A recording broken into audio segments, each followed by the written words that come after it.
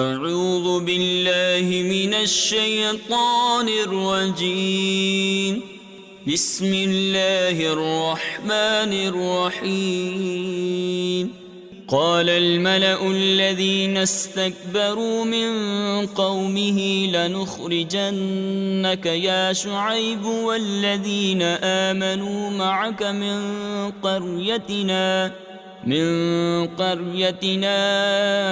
أو لتعودن في ملتنا. قال أولو كنا كارهين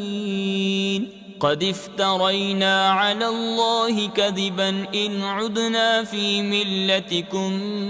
بعد إذ نجانا الله منها وما يكون لنا أن نعود فيها إلا أن يشاء الله ربنا وسع ربنا كل شيء علما على الله توكلنا ربنا افتح بيننا وبين قومنا بالحق وأنت خير الفاتحين. وقال الملأ الذين كفروا من قومه لئن اتبعتم شعيبا إنكم إذا لخاسرون فأخذتهم الرجفة فأصبحوا في دارهم جاثمين. الذين كذبوا شعيبا كأن لم يغنوا فيها الذين كذبوا شعيبا كانوا هم الخاسرين فتولى عنهم وقال يا قوم لقد أبلغتكم رسالات ربي ونصحت لكم فكيف آسى على قوم كافرين. وما أرسلنا في قرية من نبي إلا أخذنا أهلها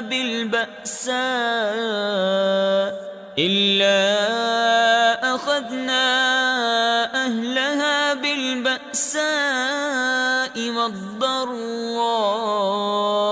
لعلهم يضرعون ثم بدلنا مكان السيئة الحسنة حتى عفوا وقالوا قد مس آباءنا الضراء والسراء فأخذناهم بغتة وهم لا يشعرون. ولو أن أهل القرى آمنوا واتقوا لفتحنا عليهم بركات من السماء والأرض ولكن كذبوا فأخذناهم بما كانوا يكسبون. أفأمن أهل القرى أن يأتيهم بأسنا بياتا وهم نائمون أوأمن أهل القرى أن يأتيهم بأسنا ضحى وهم يلعبون أفأمنوا مكر الله فلا يأمن مكر الله إلا القوم الخاسرون. أولم يهد للذين يرثون الأرض من بعد أهلها أن لو نشاء أصبناهم بذنوبهم ونطبع على قلوبهم فهم لا يسمعون.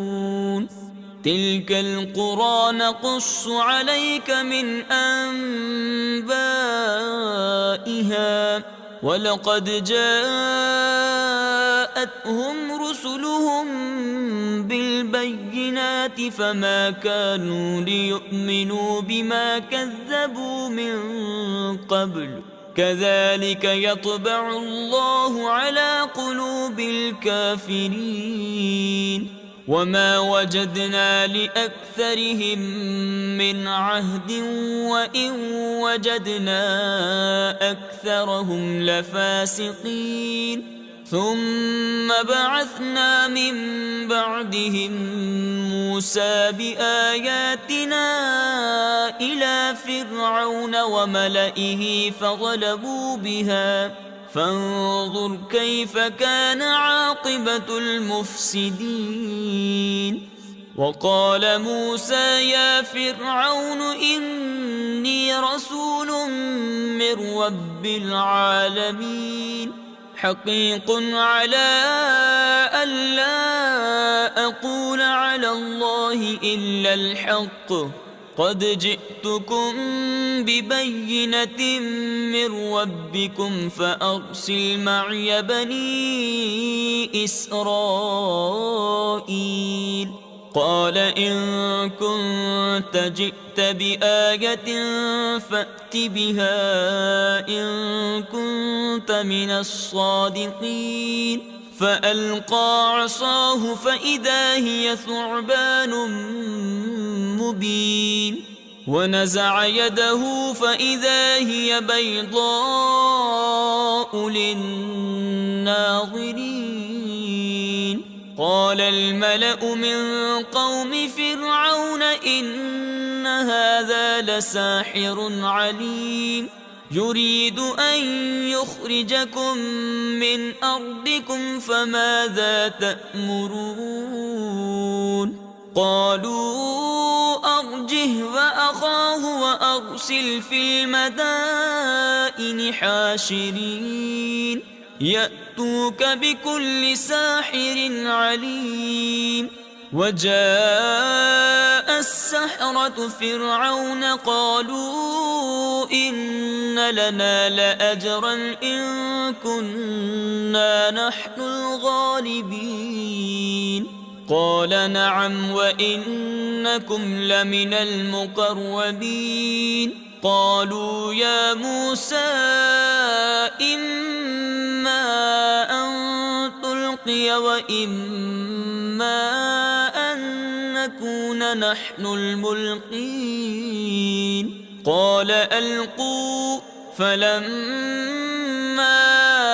ألقوا سحروا أعين الناس واسترهبوهم وجاءوا بسحر عظيم وأوحينا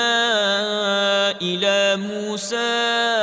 أن ألق عصاك فإذا هي تلقف ما يأفكون فوقع الحق وبطل ما كانوا يعملون فغلبوا هنالك وانقلبوا صاغرين وألقي السحرة ساجدين قالوا آمنا برب العالمين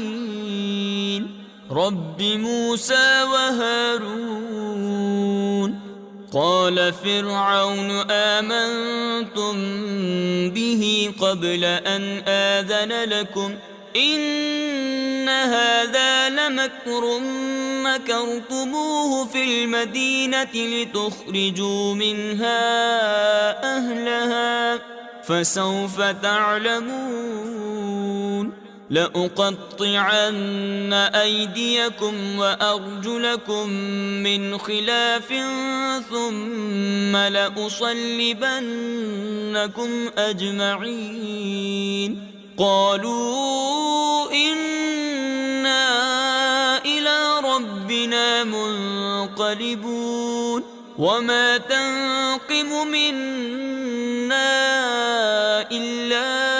أن آمنا بآيات ربنا لما جاءتنا ربنا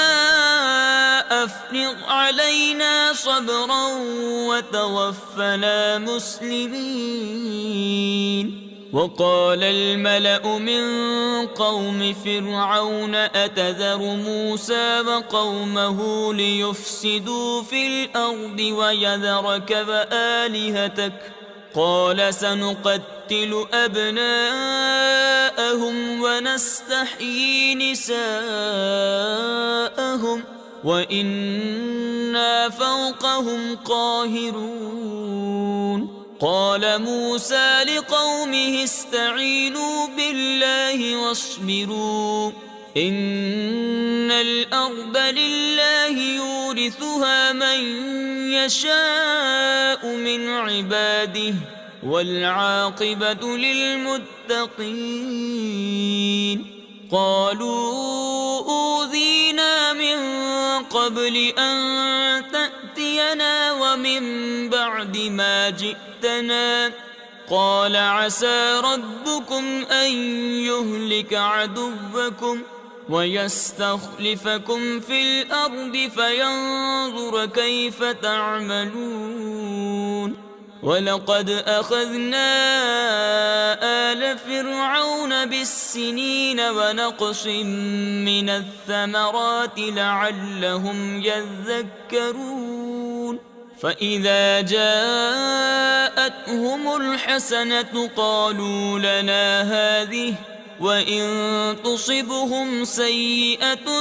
يطيروا بموسى ومن معه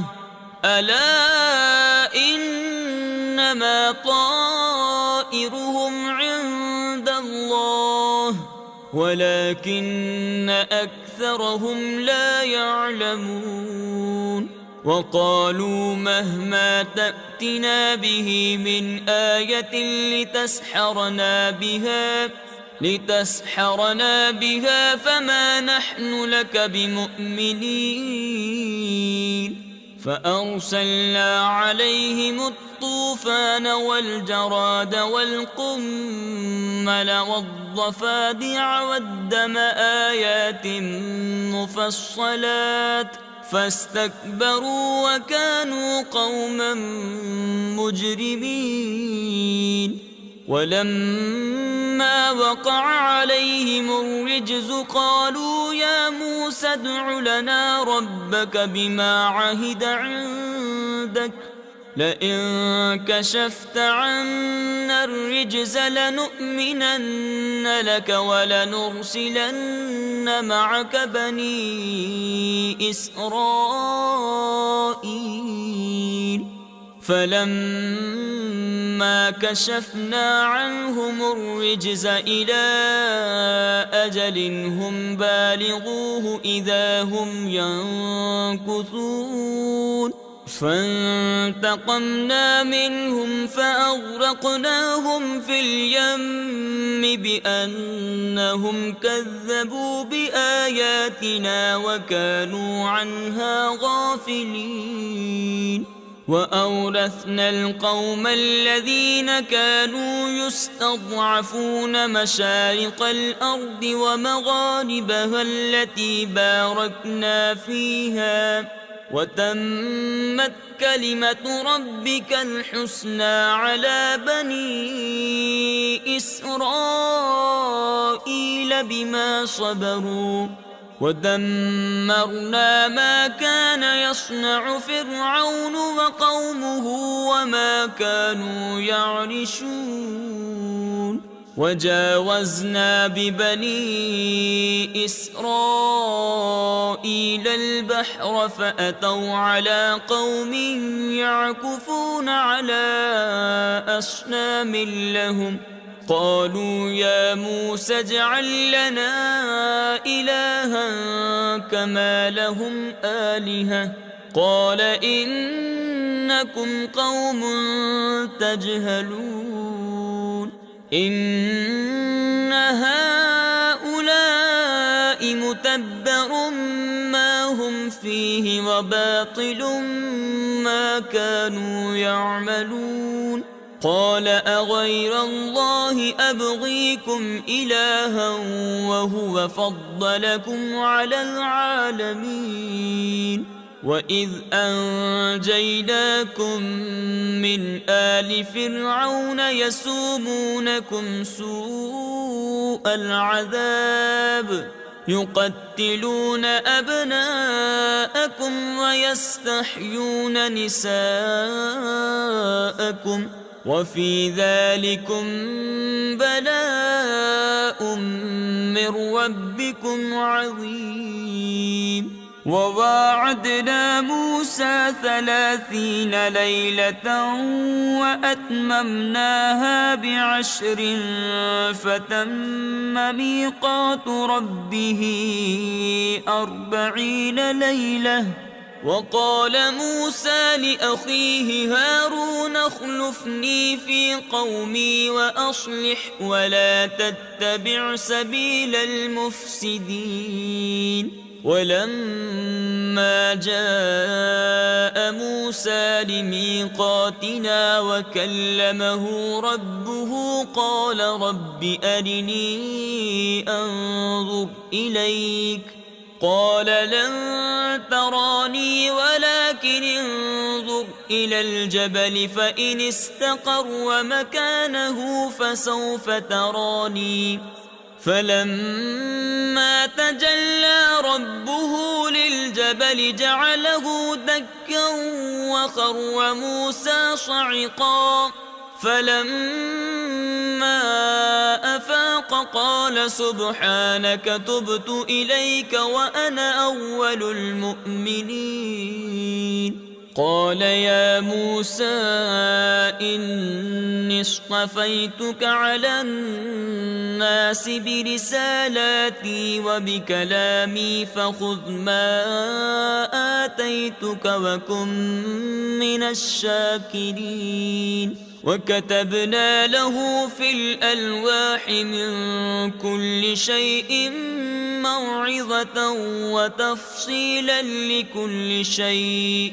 فخذها بقوة وأمر قومك يأخذوا بأحسنها سأريكم دار الفاسقين. سأصرف عن آياتي الذين يتكبرون في الأرض بغير الحق وإن يروا كل آية لا يؤمنوا بها وإن يروا سبيل الرشد لا يتخذوه سبيلا وإن يروا سبيل الغي يتخذوه سبيلا. ذلك بأنهم كذبوا بآياتنا وكانوا عنها غافلين. والذين كذبوا بآياتنا ولقاء الآخرة حبطت أعمالهم هل يجزون إلا ما كانوا يعملون. واتخذ قوم موسى من بعده من حليهم عجلا جسدا له خوار ألم يروا أنه لا يكلمهم ولا يهديهم سبيلا اتخذوه وكانوا ظالمين. ولما سقط في أيديهم ورأوا أنهم قد ضلوا قالوا لئن لم يرحمنا ربنا ويغفر لنا لنكونن من الخاسرين. ولما رجع موسى إلى قومه غضبان أسفا قال بئس ما خلفتموني من بعدي أعجلتم أمر ربكم. وألقى الألواح وأخذ برأس أخيه يجره إليه قال ابن أم إن القوم استضعفوني وكادوا يقتلونني فلا تشمت بي الأعداء ولا تجعل لي مع القوم الظالمين. قال رب اغفر لي ولأخي وأدخلنا في رحمتك وأنت أرحم الراحمين. إن الذين اتخذوا العجل سينالهم غضب من ربهم وذلة في الحياة الدنيا وكذلك نجزي المفترين. والذين عملوا السيئات ثم تابوا من بعدها وآمنوا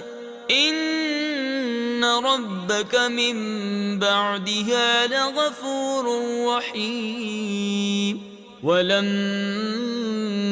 سكت عن موسى الغضب أخذ الألواح وفي نسختها هدى ورحمة للذين هم لربهم يرهبون. واختار موسى قومه 70 رجلا لميقاتنا فلما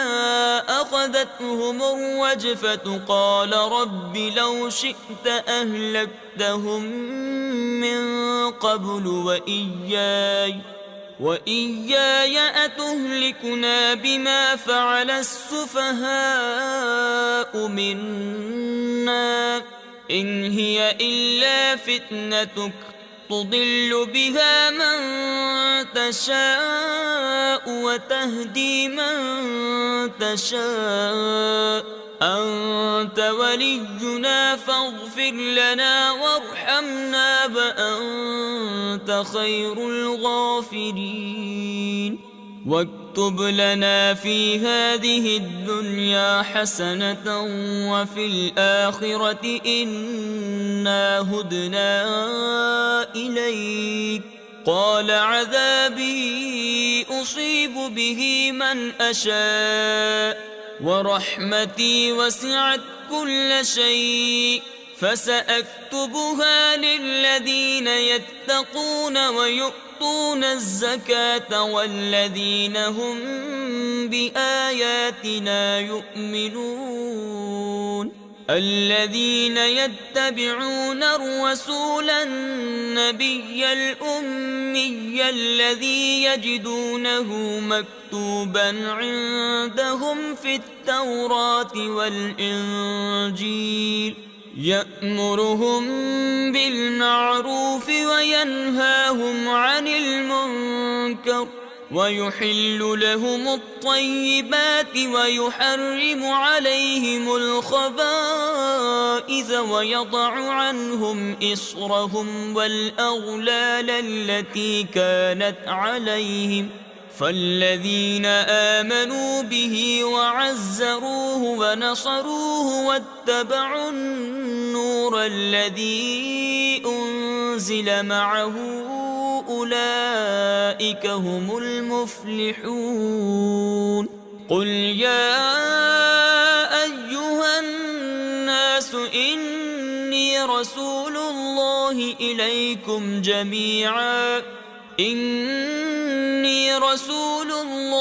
إليكم جميعا الذي له ملك السماوات والأرض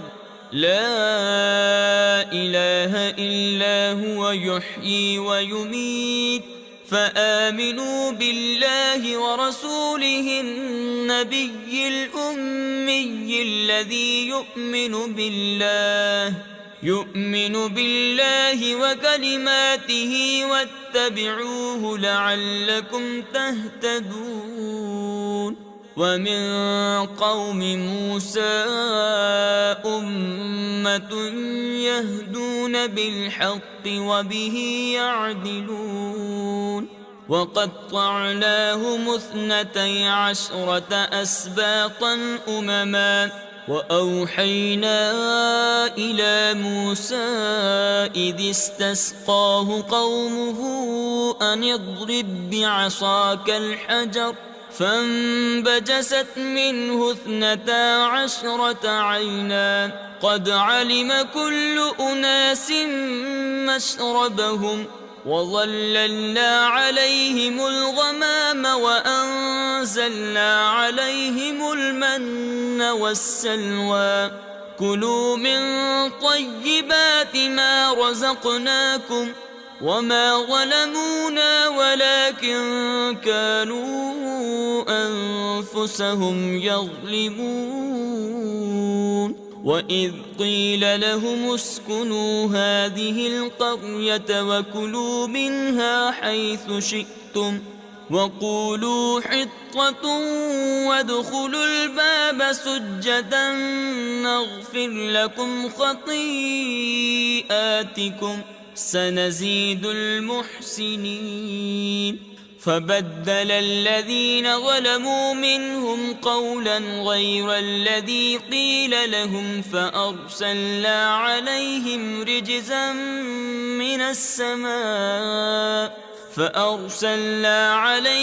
رجزا من السماء بما كانوا يظلمون واسألهم عن القرية التي كانت حاضرة البحر إذ يعدون في السبت إذ تأتيهم حيتانهم يوم سبتهم شرعا ويوم لا يسبتون لا تأتيهم كذلك نبلوهم بما كانوا يفسقون وإذ قالت أمة منهم لم تعظون قوما الله مهلكهم أو معذبهم عذابا شديدا قالوا معذرة إلى ربكم ولعلهم يتقون فلما نسوا ما ذكروا به أنجينا الذين ينهون عن السوء وأخذنا الذين ظلموا بعذاب بئيس بما كانوا يفسقون فلما عتوا عما نهوا عنه قلنا لهم كونوا قردة خاسئين وإذ تأذن ربك ليبعثن عليهم إلى يوم القيامة من يسومهم سوء العذاب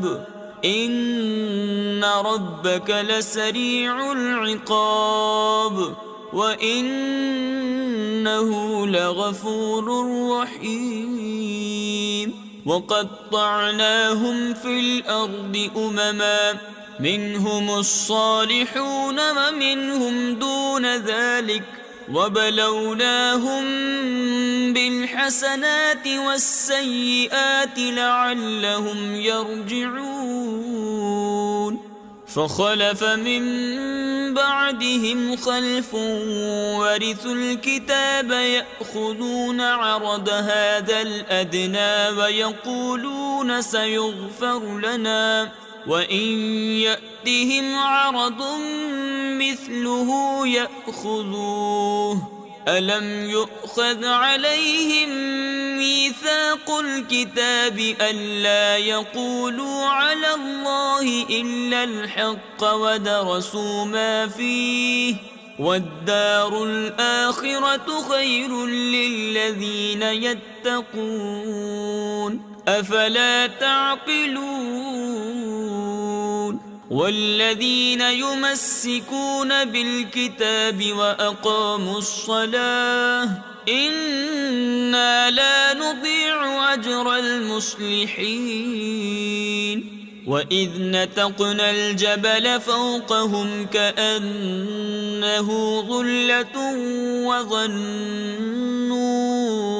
أنه واقع بهم خذوا ما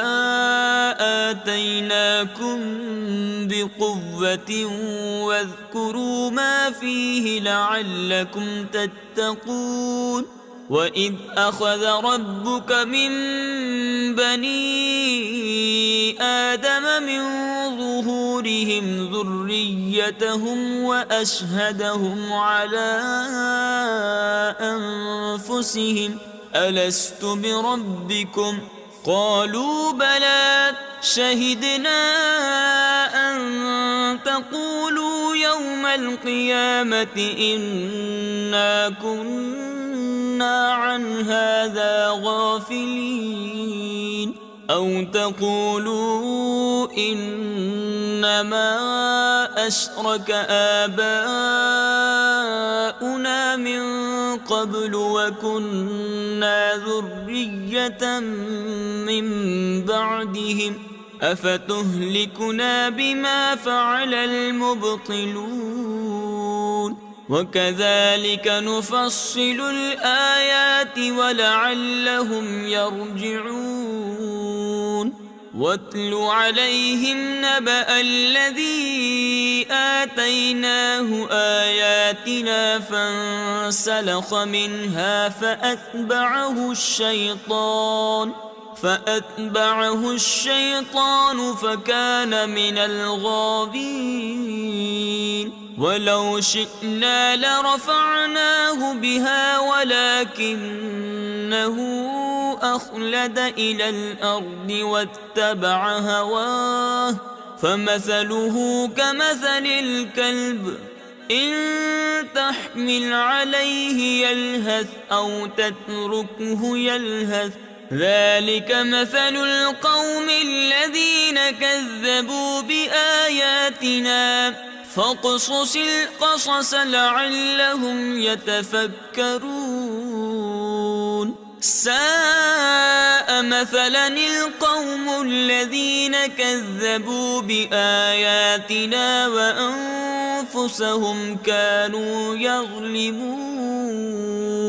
من يهد الله فهو المهتدي ومن يضلل فأولئك هم الخاسرون ولقد ذرأنا لجهنم كثيرا من الجن والإنس لهم قلوب لا يفقهون بها ولهم أعين لا يبصرون بها ولهم آذان لا يسمعون بها أولئك كالأنعام بل هم أضل أولئك هم الغافلون ولله الأسماء الحسنى فادعوه بها وذروا الذين يلحدون في أسمائه سيجزون ما كانوا يعملون وممن خلقنا أمة يهدون بالحق وبه يعدلون والذين كذبوا بآياتنا سنستدرجهم من حيث لا يعلمون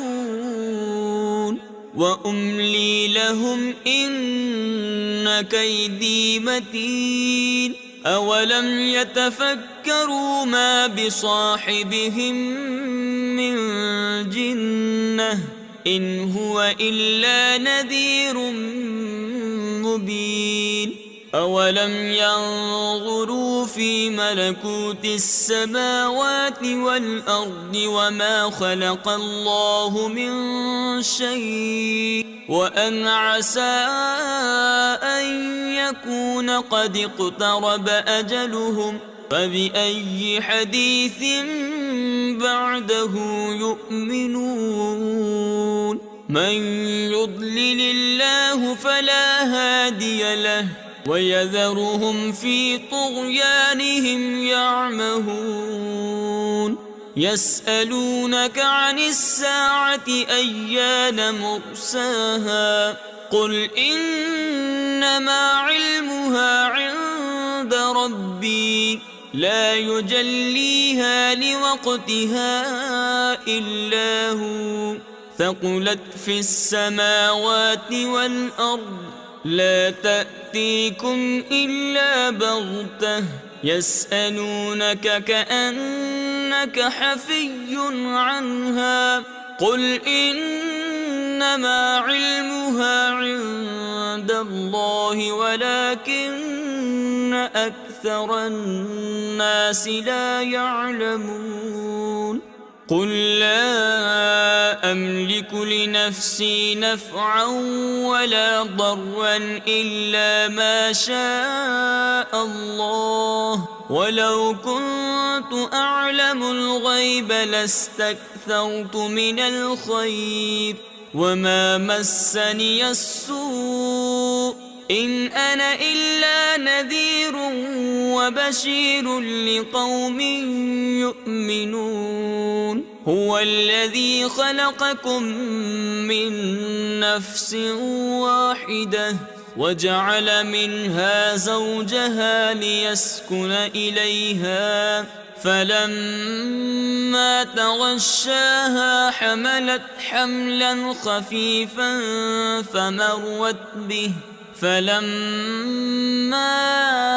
أثقلت دعوا الله ربهما لئن آتيتنا صالحا لنكونن من الشاكرين، فلما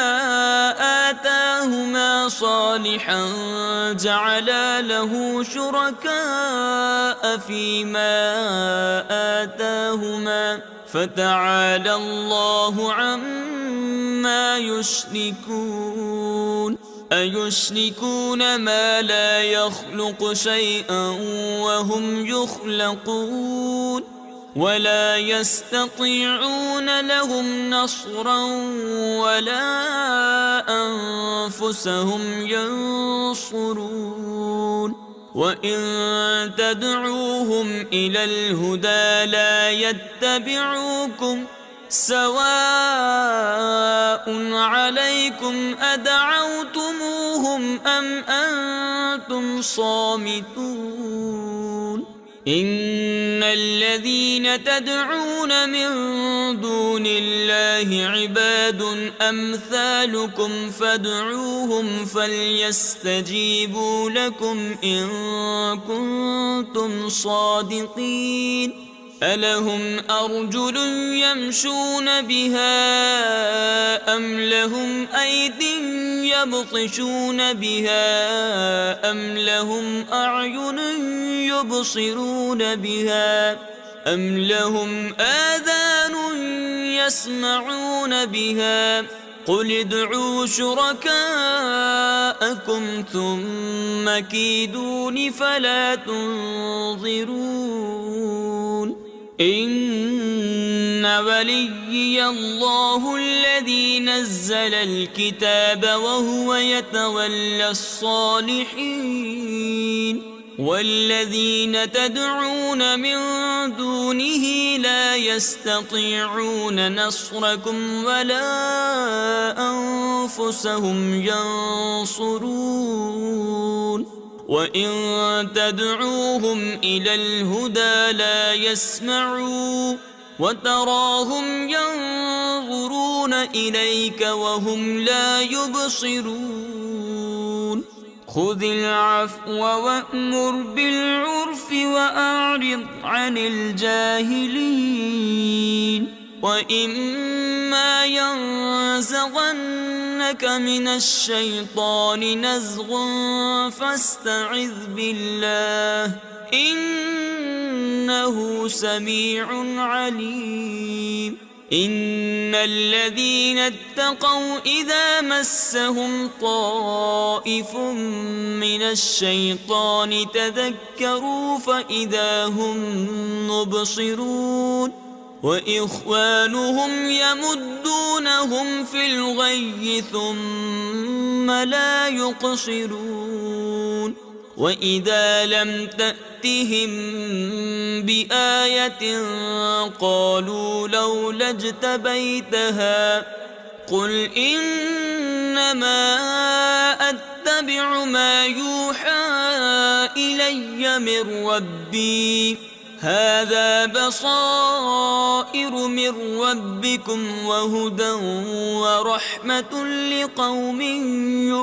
يؤمنون. وإذا قرئ القرآن فاستمعوا له وأنصتوا لعلكم ترحمون. واذكر ربك في نفسك تضرعا وخيفة ودون الجهر من القول بالغدو والآصال ولا تكن من الغافلين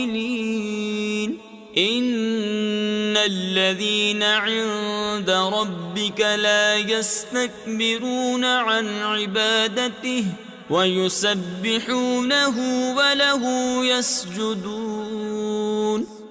بسم الله الرحمن الرحيم يسألونك عن الأنفال قل الأنفال لله والرسول فاتقوا الله وأصلحوا ذات بينكم وأطيعوا الله ورسوله إن كنتم مؤمنين إنما المؤمنون الذين إذا ذكر الله وجلت قلوبهم وإذا تليت عليهم آياته زادتهم إيمانا وعلى ربهم يتوكلون الذين يقيمون الصلاة ومما رزقناهم ينفقون أولئك هم المؤمنون حقا لهم درجات عند ربهم ومغفرة ورزق كريم كما أخرجك ربك من بيتك بالحق وإن فريقا من المؤمنين لكارهون يجادلونك في الحق بعدما تبين كأنما يساقون إلى الموت وهم ينظرون وإذ يعدكم الله إحدى الطائفتين أنها لكم وتودون أن غير ذات الشوكة تكون لكم ويريد الله أن يحق الحق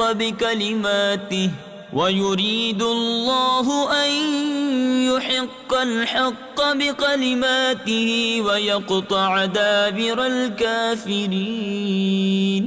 ليحق الحق ويبطل الباطل ولو كره المجرمون إذ تستغيثون ربكم فاستجاب لكم أني ممدكم ب1000 من الملائكة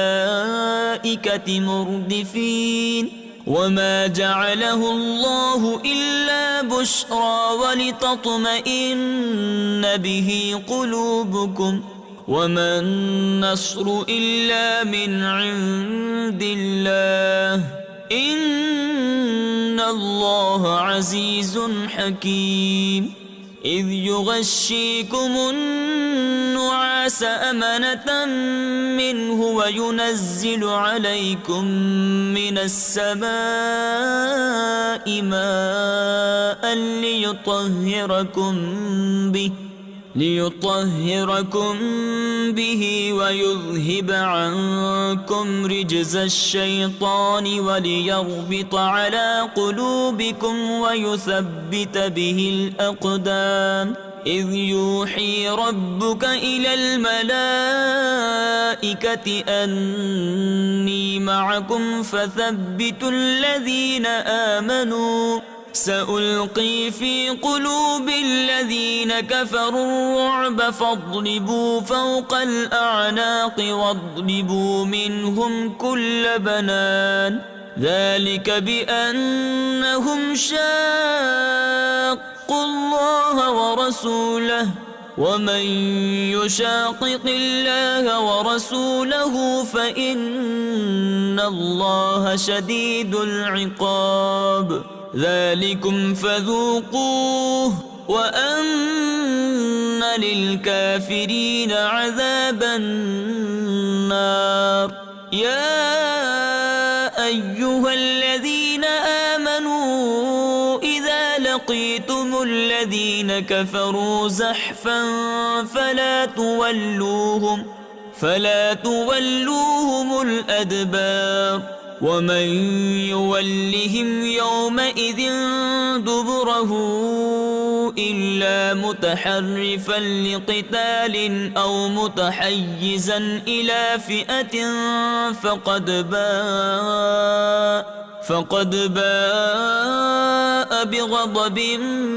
من الله ومأواه جهنم وبئس المصير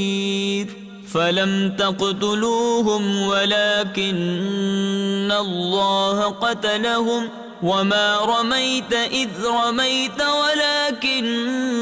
الله رمى وليبلي المؤمنين منه بلاء حسنا إن الله سميع عليم ذلكم وأن الله موهن كيد الكافرين إن تستفتحوا فقد جاءكم الفتح وإن تنتهوا فهو خير لكم وإن تعودوا نعد ولن تغني عنكم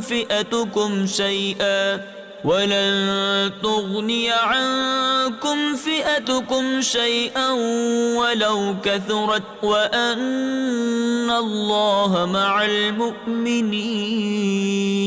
يا أيها الذين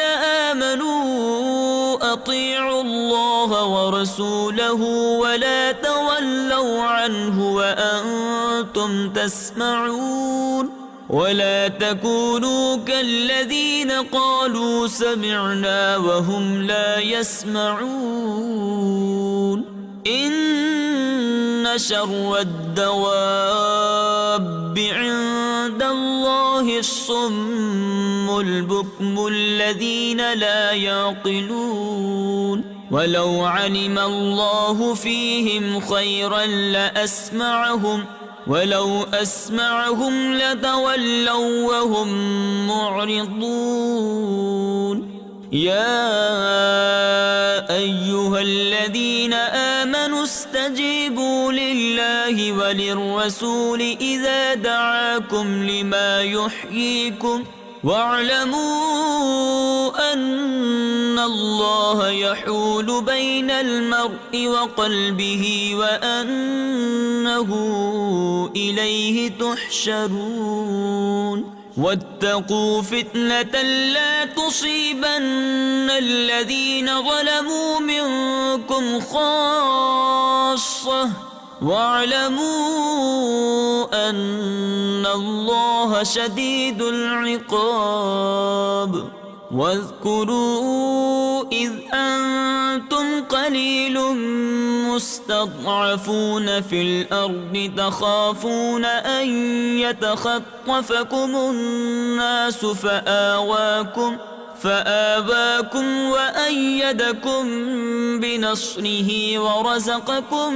من الطيبات لعلكم تشكرون يا أيها الذين آمنوا لا تخونوا الله والرسول وتخونوا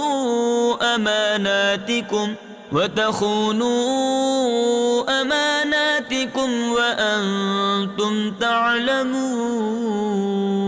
واعلموا أنما أموالكم وأولادكم فتنة وأن الله عنده أجر عظيم يا أيها الذين آمنوا إن تتقوا الله يجعل لكم فرقانا ويكفر عنكم سيئاتكم ويغفر لكم والله ذو الفضل العظيم وإذ يمكر بك الذين كفروا ليثبتوك أو يقتلوك أو يخرجوك ويمكرون ويمكر الله والله خير الماكرين وإذا تتلى عليهم آياتنا قالوا قد سمعنا لو نشاء لقلنا مثل هذا إن هذا إلا أساطير الأولين وإذ قالوا اللهم إن كان هذا هو الحق من عندك فأمطر علينا حجارة من السماء